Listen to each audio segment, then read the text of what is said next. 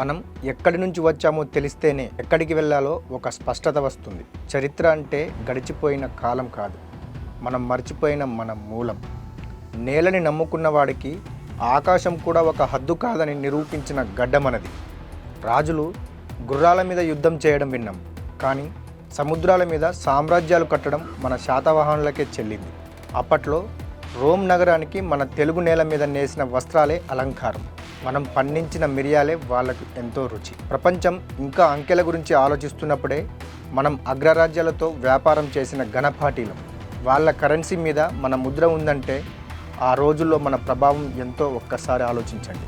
British రాణి కిరీటంలో మెరుస్తున్న ఆ కోహినూర్ ఏదో ఆకాశం నుంచి ఊడిపడింది కాదు, అది మన గుంటూరు మట్టిలో పుట్టిన మెరుపు.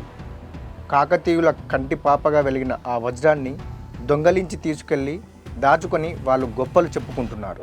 కానీ గుర్తుపెట్టుకోండి, వజ్రం ఎక్కడున్నా దాని కాంతి పుట్టిన గడ్డనే పలకరిస్తుంది. మన సంపద దోచుకెళ్ళొచ్చు, కానీ మన సంస్కృతిని ఎవడూ తాకలేడు. ఇంజనీరింగ్ అంటే ఇటుకలు పేర్చడం కాదు, కలలని నిజం చేయడం. రామప్ప గుడికి వెళ్తే శిలలు కూడా శృతి చేస్తాయి. నీటి మీద తేలే ఇటుకలు, భూకంపం వస్తే ఊగే పునాదులు, ఇవన్నీ 800 ఏళ్ల క్రితమే మన వాళ్ళు చేసిన విన్యాసాలు. అప్పట్లో సాఫ్ట్వేర్ లేదు, కానీ గుండెల్లో ఒక సంకల్పం ఉంది, చేతుల్లో ఒక నైపుణ్యం ఉంది. అందుకే ఆ కట్టడాలు కాలంతో పోటీపడి మన గొప్పతనాన్ని చాటుతున్నాయి. భాష అంటే కేవలం భావ వ్యక్తీకరణ కాదు, ఒక సంస్కృతి శ్వాస. మన తెలుగుని ఇటాలియన్ ఆఫ్ ది ఈస్ట్ అన్నారు. అచ్చులతో ముగిసిన ప్రతి పదంలోనూ ఒక సంగీతం ఉంటుంది, పిలిస్తే పలికే ఒక ఆత్మీయత ఉంటుంది. ప్రపంచంలో ఎన్ని భాషలు ఉన్నా మన భాషలో ఉన్న అమృతం ఇంకెక్కడా దొరకదు. అక్షరానికి ఆయువు పోయడం, పదానికి ప్రాణం ఇవ్వడం మనకే తెలుసు.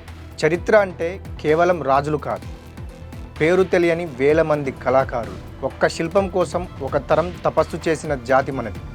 ముత్యాలకి మెరుగులు దిద్దాలన్నా, ముగ్గులతో వాకిలిని అలంకరించాలన్నా ప్రతి పనిలోనూ ఒక కళని వెతుక్కున్నాం. మనమంటే కేవలం విజ్ఞానం కాదు, విచక్షణ కలిగిన ఒక గొప్ప నాగరికత. మనమంటే ఎవరు? వేల ఏళ్ల చరిత్రకు వారసులం, అద్భుతమైన సంస్కృతికి చిరునామలం. ఎవరో రాసిన చరిత్రలో మనం ఒక పేజీ కాదు, మనం రాసే కొత్త చరిత్రలో మనమే కథానాయకులం. ఈ గడ్డ గొప్పతనాన్ని గుండెల్లో నింపుకోండి. తెలుగువాడిగా పుట్టినందుకు గర్వపడండి. Thank you for watching. మరో వీడియోతో మళ్ళీ కలుద్దాం. ఈ వీడియో కనుక మీకు నచ్చినట్లయితే విధాత ఫ్యాక్ట్స్ ఛానల్ను తప్పకుండా సబ్స్క్రైబ్ చేయండి.